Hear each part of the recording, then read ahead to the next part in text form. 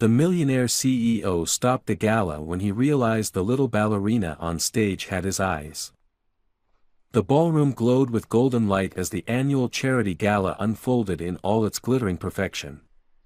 Guests in designer gowns and tailored tuxedos sipped champagne beneath crystal chandeliers, and the sound of a live orchestra floated through the air like silk. At the center table sat Nicholas Steele, the Millionaire CEO everyone wanted to impress. He was a man of discipline and distance, known for his ruthlessness in business and his cold indifference outside of it. Tonight was no different. As laughter rippled around him, Nicholas kept his gaze fixed on his phone, scrolling through unread emails, ignoring the idle chatter of investors and socialites. These events were nothing more than obligations, carefully staged performances to uphold his immaculate image.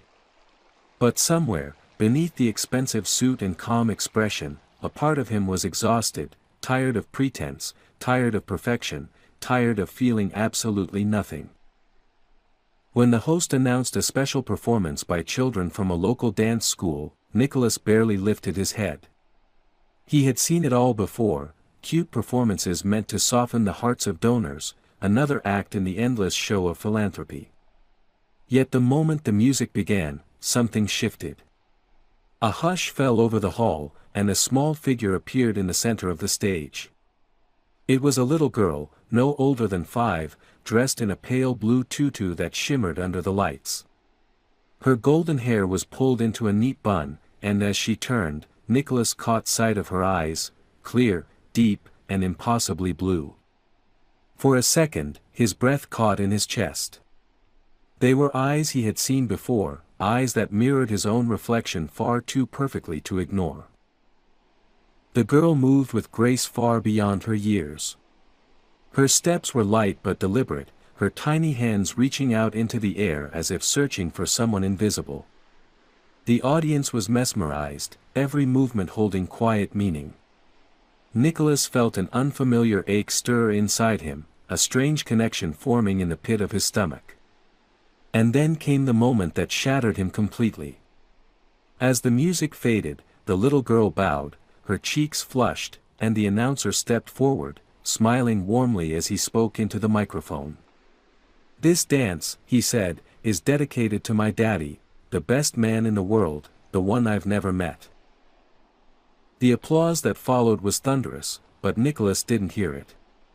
He sat frozen, his hands tightening around the edge of the table. His chest burned as 1,000 thoughts collided in his mind. That voice, that face, those eyes, no, it couldn't be. It was impossible. But deep down, beneath layers of denial and pride, he knew. The world around him faded, the music, the laughter, the light, all became distant as he stared at the little girl collecting flowers at the edge of the stage. She smiled shyly as people congratulated her, and something inside him cracked. He couldn't look away. Every tilt of her head, every flash of her smile sent shards of memory through him. The memories he had buried years ago, the late nights, the quiet laughter, the soft voice of a woman he once loved. Her name, even now, felt like both a wound and a whisper, Sophia. The woman he had walked away from, the one whose eyes had once begged him to stay when he'd chosen ambition over everything else. She had told him she was pregnant, and he had refused to believe her. He had told her cruel things, words that haunted him in the stillness of night, words that had severed something inside him forever.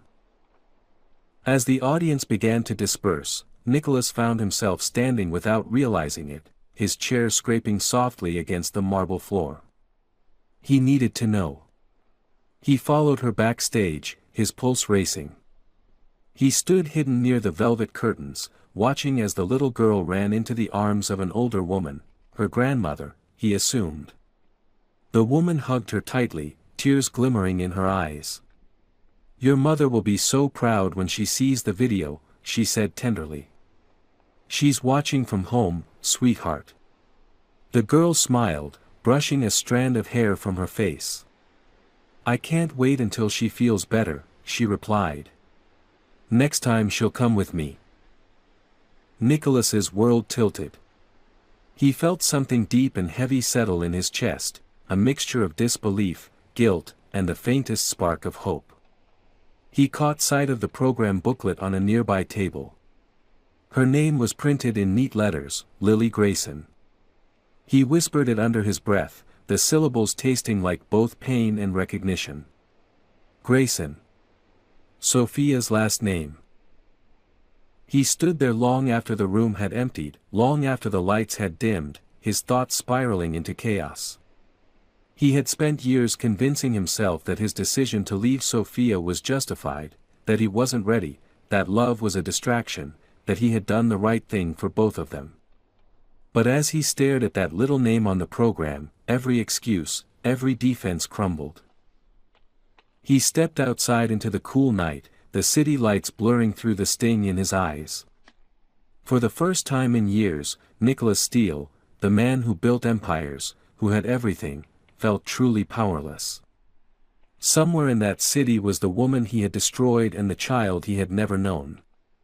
And as he stood there under the cold New York sky, he whispered a silent promise to no one but himself: he was going to find them. Nicholas didn't sleep that night. The city outside his penthouse windows pulsed with its usual rhythm of neon light and distant sirens, but inside, everything felt unnervingly still. He sat in his office, surrounded by success, framed awards, financial charts, and a skyline that reflected off the glass like a trophy case, and yet all he could see was that little girl's face. Every blink brought her back, the blue of her eyes, the tilt of her smile, the way her small hands reached out during her dance. He couldn't escape the haunting familiarity. His logical mind tried to dismiss it as coincidence, but something deeper told him otherwise. He had spent years avoiding the possibility that Sophia's child might have been his, and now that denial was cracking open like glass under pressure.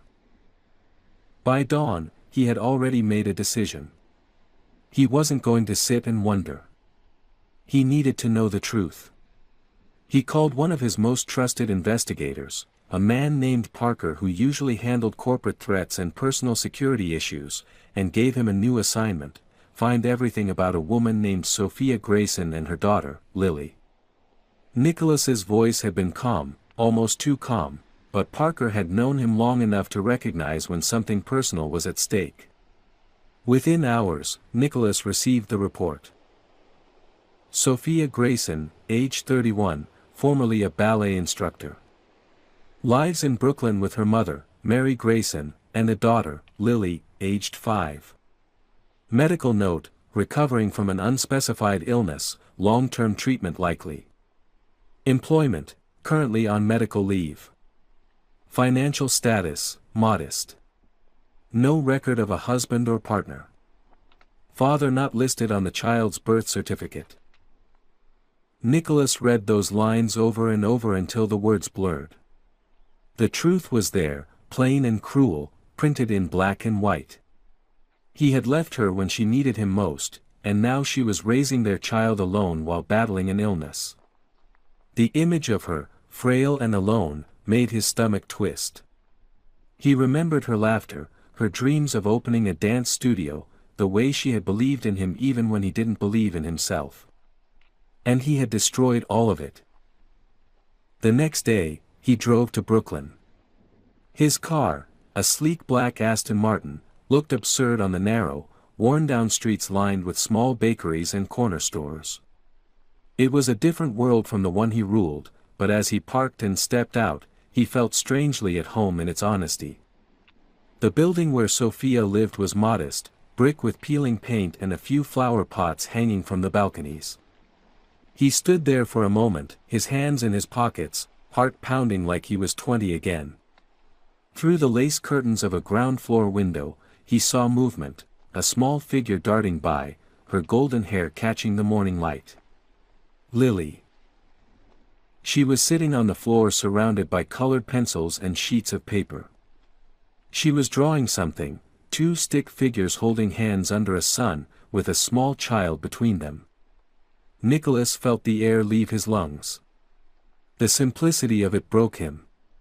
He turned away, unable to bear the sight, and leaned against the wall, breathing hard. The front door opened suddenly, and a familiar voice called out to the girl inside. "Lily, breakfast's ready. Don't forget to wash your hands." It was Sophia's mother, older now but unmistakably the same woman who used to bring cookies to the studio when Sophia taught her first students. Nicholas stepped back, hiding in the shadow of a tree as Mary passed by with a grocery bag. He wanted to speak, to introduce himself, but fear stopped him. What could he possibly say? That he was the man who'd once promised Sophia the world and then shattered it? Instead, he waited until she was gone, then approached the window again. This time, Sophia appeared.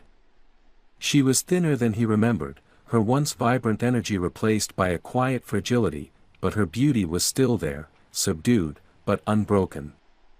She leaned against the table, watching her daughter with a soft smile that could have melted steel. When Lily looked up and said something, Sophia laughed, and that sound, light, familiar, real, sent a jolt through him. He hadn't heard that laugh in years. It was like a song he'd forgotten the melody to. For nearly an hour, he stood there silently watching them, torn between guilt and longing.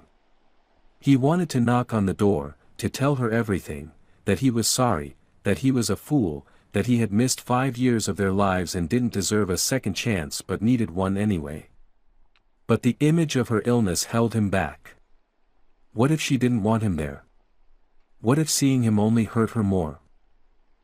Finally, when he couldn't stand it any longer, he walked away.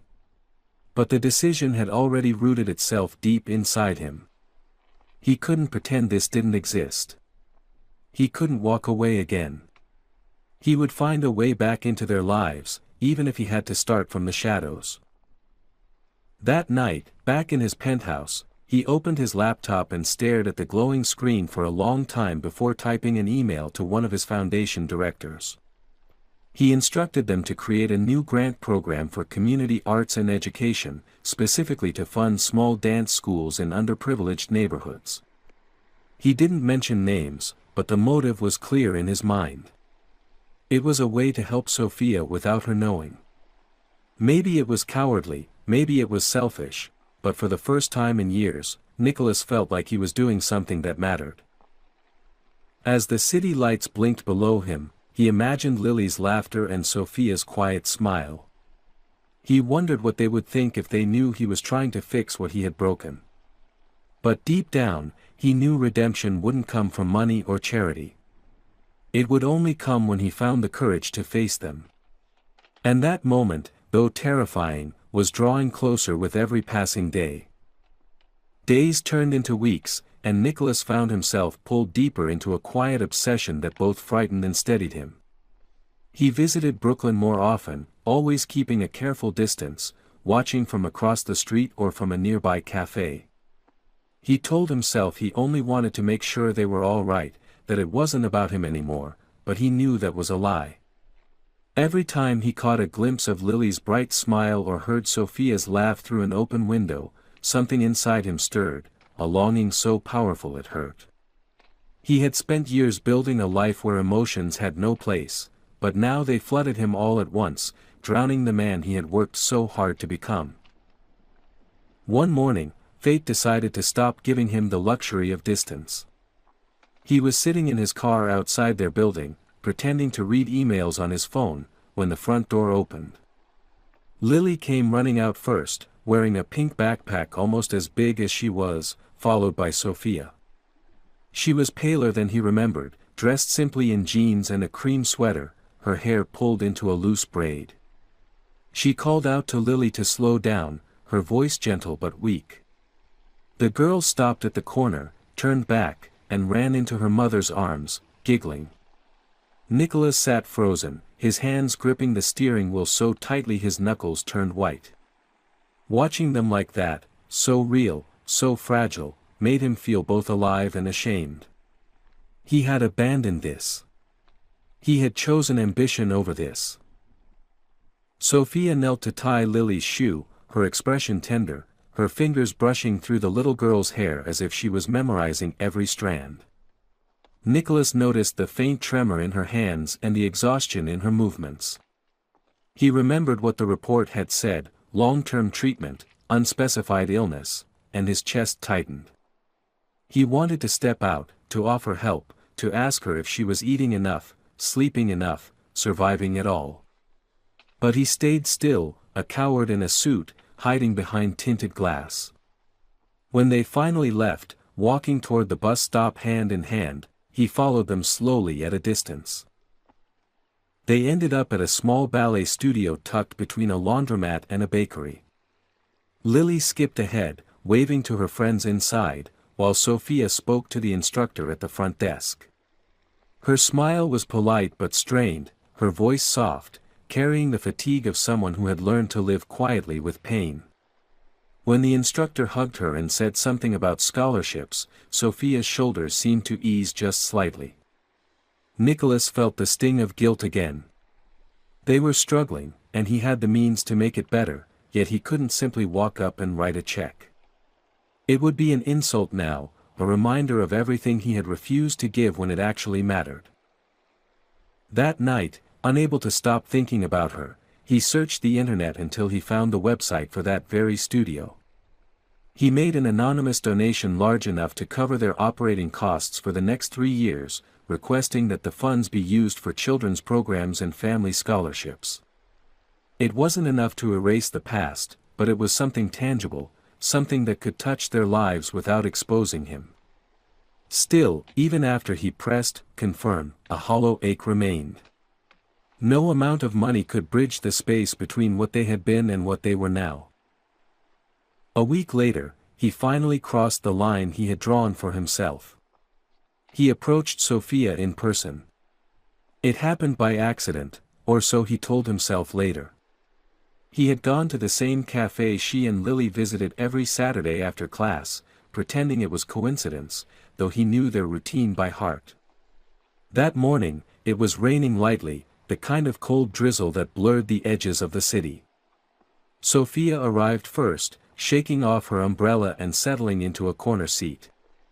Her face was tired but peaceful, and when she closed her eyes for a moment, Nicholas could see the faint traces of the woman he once knew, the woman who had danced barefoot in his apartment, who had believed love could make them invincible.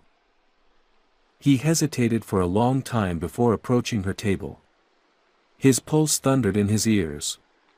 When she opened her eyes and looked up, their gazes locked, and for a few seconds neither of them spoke. The world around them seemed to fade, the hum of conversation, the clinking of cups, even the rain outside. It was just them, frozen between past and present. "Hi," he said finally, his voice low and unsure, a tone he hadn't used in years. "It's been a long time." Sophia's lips parted slightly, but no words came out. She stared at him as though trying to decide if he was real. Then, slowly, she straightened her back, her expression turning guarded. "Nicholas," she said quietly, not as a greeting, but as a statement heavy with everything that name had ever meant. He wanted to tell her everything right then, that he had seen Lily, that he knew, that he was sorry, but the words tangled in his throat.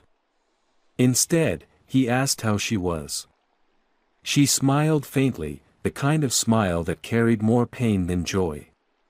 "I'm fine," she said, and it was a lie so transparent it made his chest ache. Before he could respond, the cafe door opened and Lily came running in, her laughter filling the room. "Mommy," she called, throwing her arms around Sophia's waist. Then she turned and saw him, her bright blue eyes widening in curiosity. "Who's this?" she asked, innocent and direct. Nicholas knelt slowly, trying to steady his breathing. "Hi," he said softly, offering his hand. "I'm an old friend of your mom's." Lily looked at his hand for a second before shaking it with a seriousness that made him smile. "I'm Lily," she said proudly. "I'm learning to dance. Mommy used to dance too." "I know," he replied quietly, glancing up at Sophia, whose eyes shimmered with unspoken emotion. "She was the best." For a moment, it felt like time had folded in on itself, like the years of distance had shrunk to a single fragile thread connecting them again.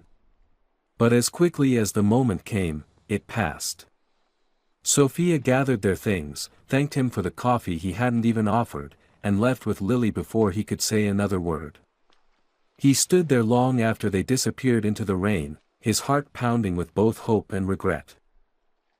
He had seen them together now, spoken to them, felt the warmth of what he had lost. And though she had walked away again, this time Nicholas knew he wouldn't. He had missed his first chance, but he wasn't going to miss his last. Nicholas couldn't focus on anything after that encounter. Meetings blurred into meaningless noise, faces and voices became indistinguishable, and the once comforting hum of control that surrounded his life was gone. Every night when he came home to his immaculate penthouse, the silence pressed down on him until he felt suffocated.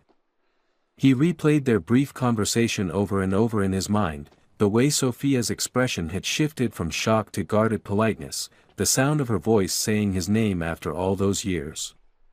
And then Lily's laughter, pure and bright like sunlight breaking through a storm. That sound haunted him in the best and worst way. He had thought he understood regret before, but this was something entirely different. This was the ache of seeing what your choices had cost you. For days, he debated whether to reach out again.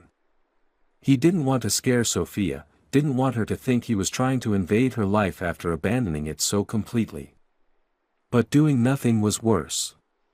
He told himself that he just wanted to help, to make sure she and Lily were cared for, but the truth was far messier. He wanted forgiveness, even if he didn't deserve it. He wanted a chance to look her in the eyes and explain that the man who had walked away wasn't the same man standing here now. Eventually, he convinced himself that helping her anonymously wasn't enough anymore. He had to face her again. He found his excuse in the form of a local fundraiser for children's arts programs, the same event where Sophia had once taught before her illness forced her to stop. His company had been one of the sponsors for years, and he arranged through his assistant to attend under the guise of a corporate interest. When he arrived, the atmosphere was lively, filled with parents and children, teachers and volunteers. He stood at the back, scanning the crowd until he saw her. She was talking to one of the organizers, her hair down this time, soft waves falling over her shoulders.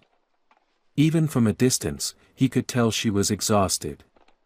The illness had taken something from her, but it hadn't dimmed her light entirely, it only made her presence gentler, quieter, but still magnetic. After the event ended, he waited until most people had left.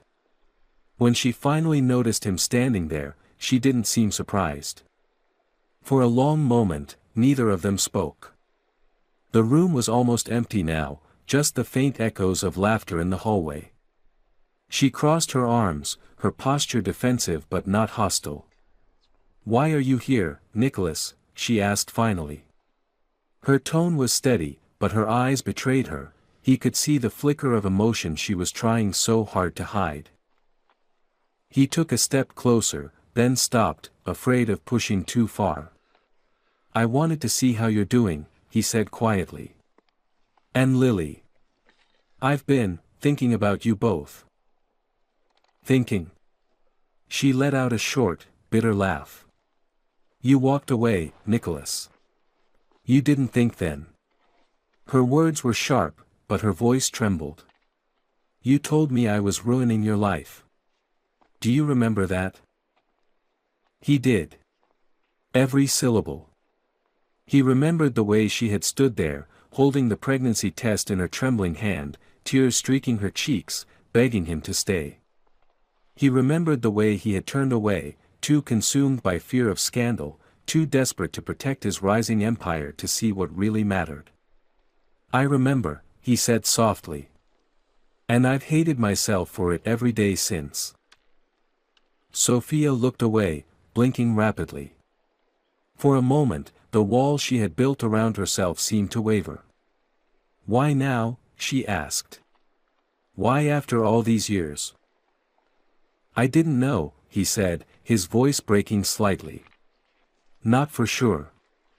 I saw Lily at the charity event a few weeks ago. When she danced. He stopped, struggling to find the words. She looked like me. And like you. I knew the second I saw her. She closed her eyes, and when she opened them again, tears had gathered but didn't fall. You knew, she repeated quietly, as if testing the weight of the words. And what? You thought you could just come back and fix everything? He shook his head. No. I don't expect you to forgive me. I just want to help. I want to be there for her, for both of you, if you'll let me. There was a long silence. The air between them was heavy with everything unspoken, the anger, the heartbreak, the years lost. Finally, Sophia sighed, her shoulders slumping slightly as if the fight had drained out of her. She doesn't know, she said quietly. I never told her who her father was. I couldn't.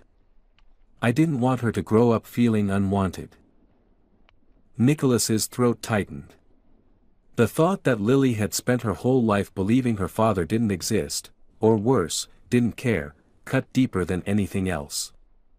She deserves to know, he whispered. And so do I. Sophia shook her head, tears spilling now. You think it's that simple? She's happy, Nicholas. She has a life. My mother loves her, her friends adore her. I won't let you walk in and destroy that. I wouldn't, he said quickly, stepping closer. I'd never hurt her. I just want a chance, to prove that I can be someone she can depend on. For the first time, Sophia didn't look away. She studied him carefully, searching for the man she had once loved beneath the one standing before her now. Something in his face must have convinced her that he meant it, because her expression softened, just slightly. You don't get to decide that, she said finally. If you really mean what you say, you'll have to show me. You'll have to show her. And with that, she turned and walked away, leaving him standing alone in the empty hall. But this time, he didn't feel despair. For the first time since he had seen that little girl on stage, he felt something else, something fragile but real. It wasn't forgiveness yet, but it was hope.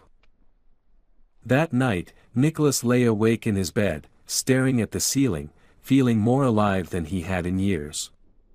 He replayed her words over and over, the challenge in them, the faint tremor of possibility. You'll have to show me. He smiled to himself, just barely. He would. He would show her. He didn't care how long it took, how much it demanded of him. He had spent too many years running from love. Now, for the first time, he was ready to fight for it. Nicholas woke up the next morning with a sense of purpose he hadn't felt in years. The air in his apartment seemed lighter, and even the sterile silence that usually haunted his mornings didn't feel as suffocating as before. For the first time since seeing Sophia again, he had something to hold on to, her words. She hadn't forgiven him, but she hadn't shut him out completely either. That tiny opening, that fragile thread of hope, was enough. He wanted to show her that he could be a different man, one worthy of being part of their lives. But he also knew this couldn't be done with grand gestures or apologies wrapped in expensive promises. The old Nicholas might have tried to buy forgiveness, but that wouldn't work now. This would take time, patience, and humility, things he hadn't practiced in years. He started small. He called the dance studio where Lily took lessons and offered to volunteer through his company's community initiative, using a different name to avoid drawing attention. At first, the idea of him mopping floors or helping with maintenance seemed almost absurd, but he found that he didn't care. It felt good to do something simple, something real. The studio was filled with life, children laughing, the sound of piano keys guiding tiny feet across polished floors, and the soft, patient voices of teachers. It reminded him of Sophia's world, the one he had walked away from all those years ago because he thought it wasn't big enough for him. Now he realized it had been the only world that ever made sense. The second week he was there, Sophia arrived early to pick up Lily. She didn't see him at first. He was helping one of the staff fix a broken light fixture in the corner. When she finally noticed him, her eyes widened slightly, but she said nothing. She just watched for a few moments, as if trying to decide whether to be angry or amused. When he turned and caught her gaze, she gave him a look that said, "You're impossible," before shaking her head and walking away. But there had been no anger in her expression, only quiet disbelief, and for Nicholas, that was progress. Over the next few weeks, he kept showing up. Sometimes he helped the staff clean the practice rooms, other times he stayed late fixing small things that had been ignored for months. The work was humbling, and it grounded him in a way nothing else ever had. He found peace in the rhythm of it, in the laughter of children, in the smell of chalk dust and floor polish, in the echoes of piano notes that reminded him of her. Occasionally, Lily would run up to him, her curious blue eyes bright with recognition. She had taken a liking to him without knowing who he truly was. She called him Mr. Nick, the same nickname she had given him that rainy morning in the cafe, and every time she said it, something inside him melted. Sophia was polite but distant. She greeted him when they crossed paths but never lingered in conversation. Still, he could see the way her gaze sometimes softened when she saw him helping Lily tie her shoes or carrying boxes for the studio's instructors. It wasn't forgiveness, but it wasn't indifference either. He began to notice the little things about her again, the way she tucked a strand of hair behind her ear when she was nervous, how her laughter was quieter now but still warm, how her presence could calm a room without her saying a word. One afternoon, as the children were leaving after class, Nicholas noticed Sophia sitting alone on a bench outside the studio, her hands trembling slightly as she pressed them against her knees. Her skin looked pale, and there was a faint sheen of sweat on her forehead. Without thinking, he hurried over. "Sophia, are you all right?" he asked, kneeling beside her. She tried to brush him off, but her voice was weak. "I'm fine. It's just dizziness. It happens sometimes." He could see she was lying, or at least minimizing it. He offered to drive her home, and though she hesitated, she eventually agreed. The car ride was silent at first, filled only with the hum of the engine and the rain tapping gently against the windows. Halfway through, she spoke quietly. "You don't have to do this," she said. "You don't have to keep showing up. I don't know what you're trying to prove." He tightened his grip on the steering wheel but kept his tone steady. "I'm not trying to prove anything," he said. "I just want to help. Whether you ever forgive me or not doesn't change that." She turned to look at him, studying his face for a long moment. "You think you can just step in now and fix everything?" she asked softly. "You think helping at a dance studio erases the years I spent alone, or the nights I wondered how I was going to raise her?" His voice cracked when he answered. "No. I can't fix that. I can't erase anything. But I can be here now. And I can make sure you're not alone anymore." Her eyes glistened, but she looked away before he could read what was behind them. When they arrived at her apartment, she thanked him quietly and went inside without another word. He sat in the car for a long time afterward, staring at the rain streaming down the windshield, wondering if she would ever truly believe him. The next day, he sent flowers, not expensive roses, but simple lilies and bluebells, her favorites. There was no card, no name, just a note that said, "For the days that feel too heavy." She didn't mention them when he saw her again later that week, but he noticed the bouquet on her kitchen windowsill when he stopped by to return Lily's forgotten shoes. That small, unspoken detail filled him with a strange, quiet joy. Little by little, the walls around Sophia began to lower. She still kept her distance, but sometimes they would talk after class, sharing small fragments of conversation that felt heavier than they seemed. She asked about his work, and he told her that it felt meaningless lately. She laughed once and said, "You always were terrible at sitting still." It was the first time she had teased him since before everything fell apart, and he carried that moment with him like a gift. As the days passed, he began to notice something else. Sophia's health was worsening. She tried to hide it, but he saw the fatigue in her movements, the way her hands trembled when she thought no one was looking, the hollow beneath her eyes that makeup couldn't disguise. The thought terrified him. For years, he had believed he could control everything, fix anything with enough money or determination. But this was something he couldn't command. It made him realize how fragile the time they had left might be, and how much he wanted to be part of her world before it was too late. He lay awake one night, staring out at the city lights, and made himself a promise. He wouldn't just wait for her forgiveness, he would earn it. He would protect her and their daughter in every way he could, even if she never let him back into her heart completely. Because for the first time in his life, he understood what love really meant. It wasn't about control or pride or possession. It was about staying, even when it was hard. And this time, he wasn't going anywhere. Winter came earlier than usual that year, bringing with it a kind of chill that seeped into Nicholas's bones no matter how warm the fire in his office burned. Work lost all meaning. He went through meetings and phone calls on autopilot, his mind always drifting back to Sophia and Lily.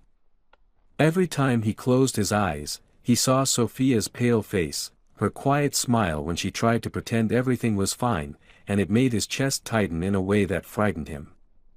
He had lived his whole life chasing control, but this, watching someone he loved slowly fade, was something he couldn't master. He began canceling trips, delegating responsibilities, rearranging his entire schedule just to be in the city more often. The board didn't understand, his partners questioned his focus, but he didn't care. There was only one priority left that mattered. Sophia didn't make it easy for him. She was still cautious, careful not to let him get too close. She accepted his help when it came to small things, rides home from the studio, groceries dropped off when she was too tired to shop, but there was still a wall between them that she wasn't ready to tear down. Sometimes he caught glimpses of the woman she used to be, the warmth and spark that had once drawn him to her, but those moments were fleeting, and they always ended with her retreating back behind her calm, measured silence. Yet even those moments were enough to keep him going. He had learned patience the hard way, and he would wait for as long as it took. Lily, however, had no such reservations.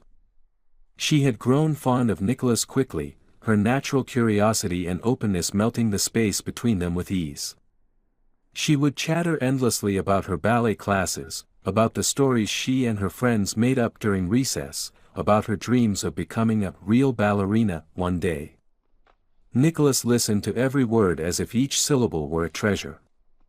Sometimes he would catch himself watching her and realizing just how much of Sophia he saw in her, not just in the way she looked but in her kindness, her determination, her light. It filled him with both joy and guilt. He had missed so much of her life already, missed her first words, her first steps, her first dance recital. He couldn't bring back those years, but he could make sure he never missed another. One evening, after helping clean up at the dance studio, Nicholas found Sophia sitting alone in one of the empty practice rooms. She was resting against the mirrored wall, her legs drawn close, her hands trembling slightly as she massaged her temples. He hesitated before stepping inside, unsure if she wanted company, but when she didn't look up to tell him to leave, he quietly sat down beside her. For a long time, neither of them spoke. The air between them was filled with the faint scent of dust and perfume, the soft creak of the wooden floor, and the unspoken words that had been lingering between them for weeks. When she finally spoke, her voice was barely above a whisper. "I don't know how to keep pretending," she said. He turned to her, his heart clenching. "Pretending what?" he asked. She gave a small, bitter laugh. That I'm okay. That I'm strong enough to do this on my own. Some days I wake up and I can barely breathe, but I smile for her because she deserves a mother who isn't falling apart. Her voice broke, and before he could stop himself, he reached out and took her hand. She didn't pull away this time. You don't have to do it alone, he said quietly. You've been carrying everything by yourself for too long. Let me help you. She closed her eyes, tears slipping down her cheeks. You don't understand, she whispered. I've spent years learning how to live without you. Letting you back in feels like reopening every wound I tried to heal. I know, he said softly. And I'm sorry for every one of those wounds. I can't change what I did, but I can be here now. I'm not asking you to forgive me today. I just want you to stop pretending you don't need anyone. There was a long silence. Then she leaned her head against the wall and let out a long, trembling sigh. You really have changed, she said quietly. You were never this patient before. He smiled faintly. Maybe I finally learned what's worth waiting for. They sat like that for a while, her hand still in his, their reflections side by side in the mirror. It wasn't reconciliation, not yet, but it was something new, an unspoken understanding, fragile but real. When she finally stood, he helped her up carefully, his hand lingering on hers for just a moment longer than necessary. Over the following weeks, their relationship settled into an uncertain rhythm. He began spending more time with them, often under the guise of helping with Lily's projects or errands. He would bring soup when Sophia wasn't feeling well, read bedtime stories when her voice grew too tired, and quietly fix things around their apartment when she wasn't looking. Sophia didn't protest anymore, though she still tried to keep emotional distance. But Nicholas could see the way her eyes softened whenever she watched him and Lily together, the way her shoulders seemed to relax when he was near. One snowy afternoon, Lily insisted on building a snowman outside their building. Nicholas joined her, laughing as they shaped the snow and found sticks for arms. Sophia watched from the window at first, smiling faintly, but soon she came outside too, wrapped in a thick scarf, her cheeks flushed pink from the cold. The three of them ended up in a snowball fight, laughter echoing through the quiet street. For a fleeting moment, Nicholas forgot everything, his guilt, her pain, the years they had lost, and felt something close to happiness again. That night, when Lily was asleep, Sophia invited him to stay for tea. It was the first time she had done that, and he accepted without hesitation. They sat in the small kitchen, steam curling from their mugs, the air filled with a warmth that neither of them spoke about. You're good with her, Sophia said softly. She's happier lately. She talks about you all the time. He smiled faintly. She's extraordinary, he said. She reminds me of you. Sophia looked down at her cup, her lips trembling slightly before she spoke. I don't know what I'm supposed to do with you now, Nicholas, she admitted. Part of me wants to push you away forever, and part of me doesn't. He leaned forward, his voice quiet and steady. Then don't decide yet. Just let it be what it is. Let me stay. Let me be here. For a moment, she said nothing. Then, slowly, she nodded. It wasn't forgiveness, but it was permission, a fragile, tentative beginning. When Nicholas left that night, snow was falling again, soft and silent. He looked up at the sky, his breath visible in the cold air, and felt something he hadn't felt in years, a sense of peace. The road ahead was uncertain, full of pain and possibility, but for the first time in a long time, he wasn't afraid of it. He was ready to face whatever came next, as long as it meant he wouldn't have to face it alone. Spring arrived slowly that year, as if the world itself was hesitant to thaw after so much cold. The snow melted in hesitant patches, revealing bits of earth and the first hints of green grass beneath. For Nicholas, the change in seasons mirrored what was happening in his heart. The walls between him and Sophia had not fully fallen, but they were no longer impenetrable. There were moments when she smiled without hesitation, when she forgot to keep her distance, and in those moments, he felt something like hope flicker inside him again.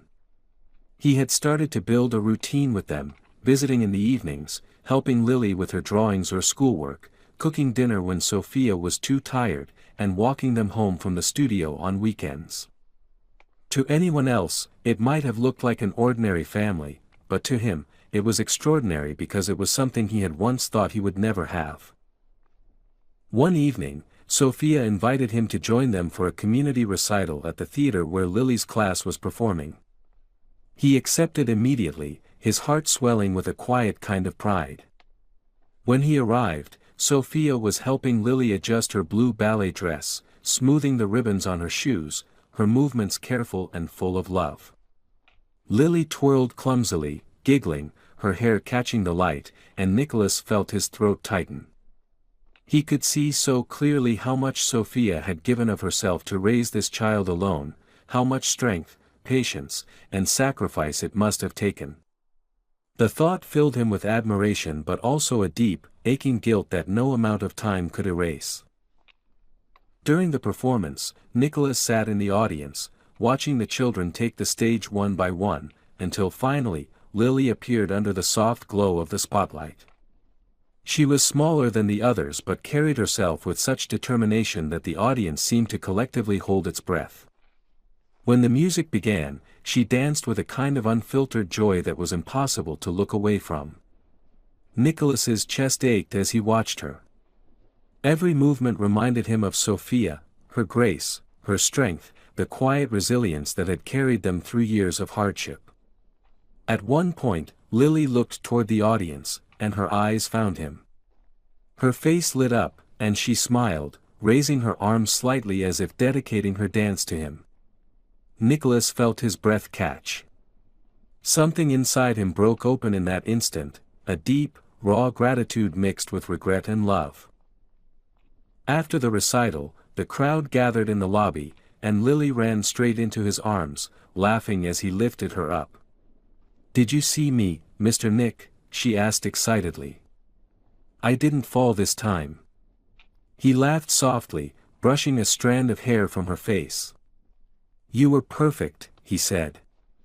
Sophia approached a moment later, and though she didn't say anything, her expression was softer than he had ever seen it.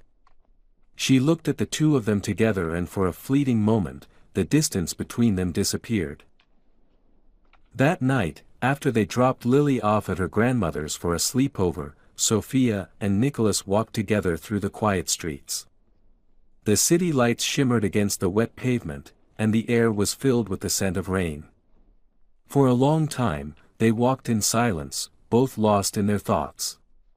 Finally, Sophia spoke. "You know," she said quietly, "there was a time when I hated you so much I couldn't even say your name out loud. Every time I looked at her, I thought about what you did. But lately..." She paused, her voice trembling. "Lately, when I see her with you, I don't feel that anger anymore. I feel something else. Maybe relief. Maybe peace." Nicholas stopped walking and turned to her, his voice low but steady. "You have every right to hate me. I'll never stop being sorry for what I did. But if I could go back, if I could change the past, I would. I'd choose you every time." She looked up at him, the streetlight catching the tears in her eyes. "You can't change the past," she whispered. "I know," he said. "But I can be different now. I can be the man you needed then. For you. For her." The air between them grew still, heavy with everything unsaid. Then Sophia took a small step closer, so close that he could see the faint tremble of her lips. "You already are," she said quietly, and for the first time in years, she smiled, not out of politeness or habit, but something real and unguarded. The following weeks felt lighter. Sophia began letting him stay longer, and sometimes they would talk late into the night after Lily had gone to bed. They spoke about everything, their fears, their regrets, the years apart. Nicholas learned how hard it had been for her to keep going when her illness struck, how she had faced nights of pain and exhaustion alone, and he hated himself for not being there. But she didn't tell him these things to wound him, she told them as if releasing ghosts she no longer wanted to carry. In return, he told her about the emptiness his success had brought, how he had reached the top of everything he thought mattered only to realize how hollow it all was. She listened without judgment, her eyes soft but unreadable. One night, as rain pattered softly against the windows, Nicholas found himself standing by the couch where Sophia had fallen asleep while reading. The lamplight cast a golden glow over her face, and for a moment, he simply watched her breathe. He had loved her once with the selfishness of a man who believed love was his to control, but now he loved her with reverence, with patience, with the ache of someone who finally understood what love truly meant. He reached out, brushing a loose strand of hair from her cheek, and whispered softly, "I'm not leaving this time." She stirred but didn't wake, and he smiled faintly before turning off the light and sitting nearby until morning. But peace, as he was learning, never came without a cost. In the days that followed, Sophia began looking weaker again.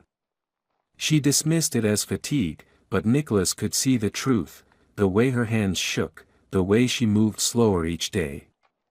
The thought of losing her again filled him with panic, but he knew he couldn't let fear control him. Instead, he made calls, reached out to specialists, arranged for treatments without telling her.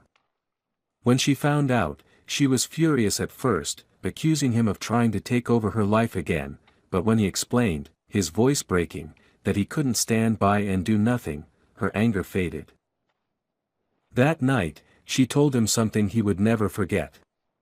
"You can't save me, Nicholas," she said softly. "But you can be here. You can love her. You can make sure she never forgets that her father was brave enough to come back."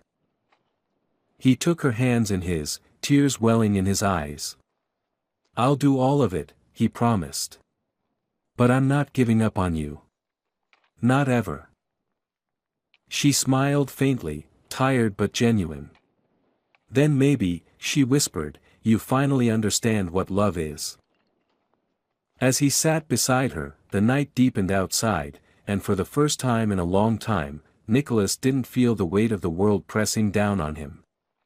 He felt only gratitude, for the second chance he had been given, for the fragile bond that had survived years of pain, and for the hope that maybe, just maybe, they were finally finding their way back to each other.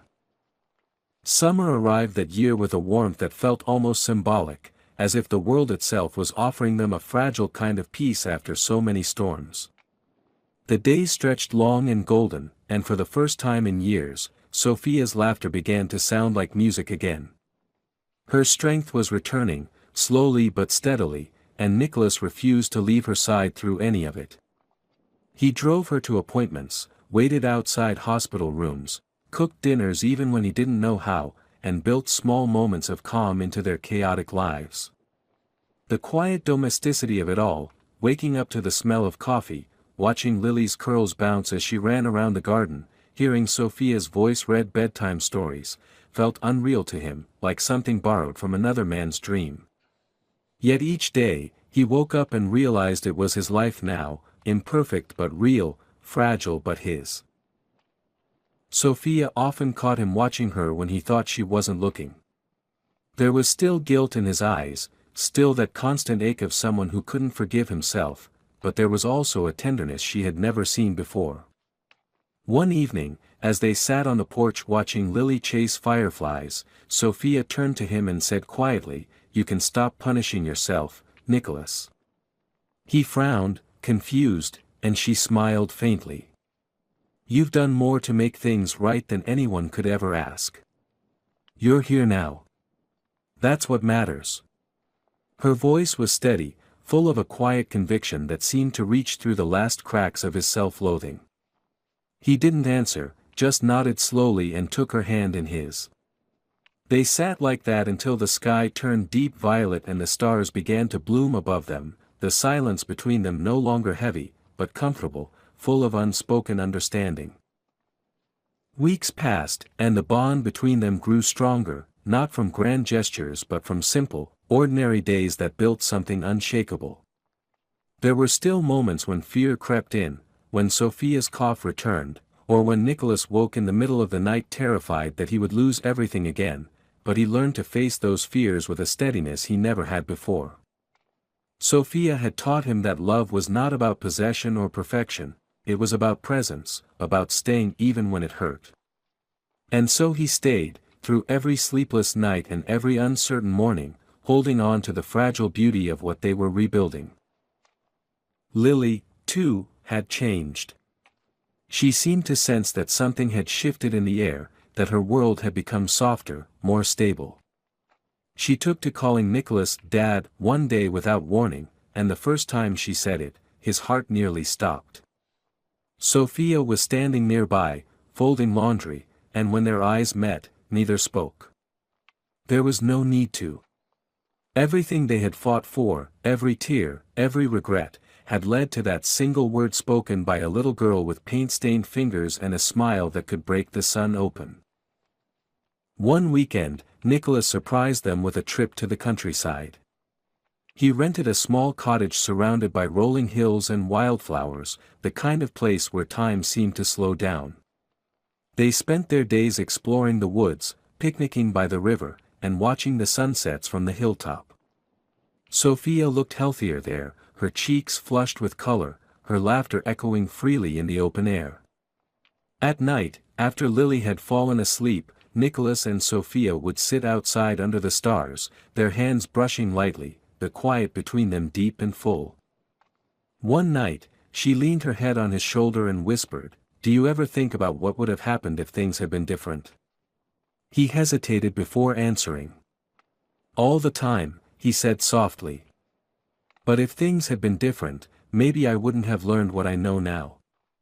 Maybe I wouldn't have learned how to love you the way you deserve."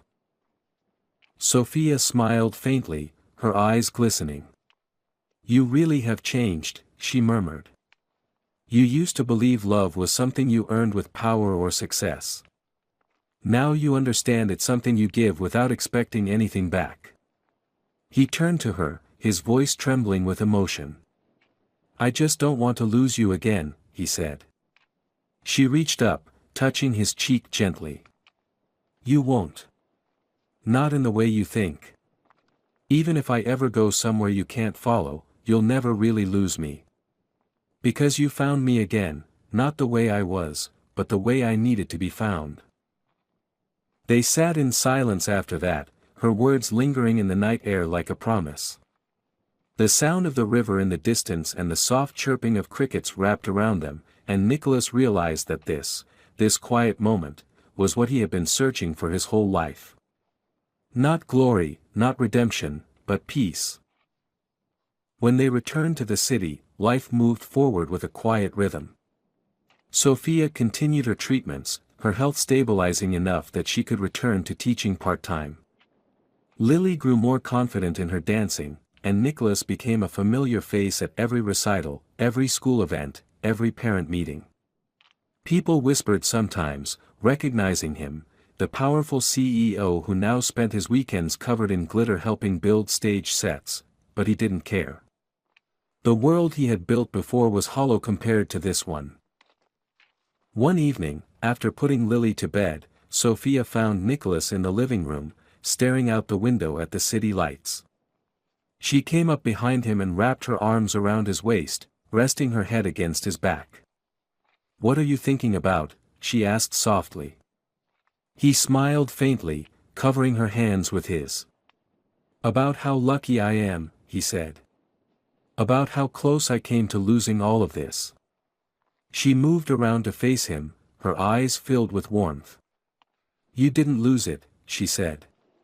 "You just had to learn how to see it." He leaned down, and their lips met, not like the desperate, fiery kisses of their past, but something deeper, gentler, built on forgiveness and the quiet certainty that they had finally come home. When they pulled apart, Sophia whispered, "I love you," and for the first time in years, Nicholas didn't doubt that he deserved to hear it. He smiled, pressing his forehead to hers. "I love you too," he said. "Both of you. More than anything." Years later, when people spoke about Nicholas Walker, they no longer called him just a CEO or a millionaire. They spoke of the man who rebuilt his life from ashes, who found meaning not in power but in love. And every evening, as the sun set and the city lights came alive, he would watch Sophia and Lily dancing in the garden, their laughter drifting through the open windows, and he would remember the night he thought he had lost everything. Because that was the night he had been given a second chance, to learn that the greatest wealth a man could ever have was not found in success or money, but in the hearts of those who had every reason to stop loving him and chose to love him anyway.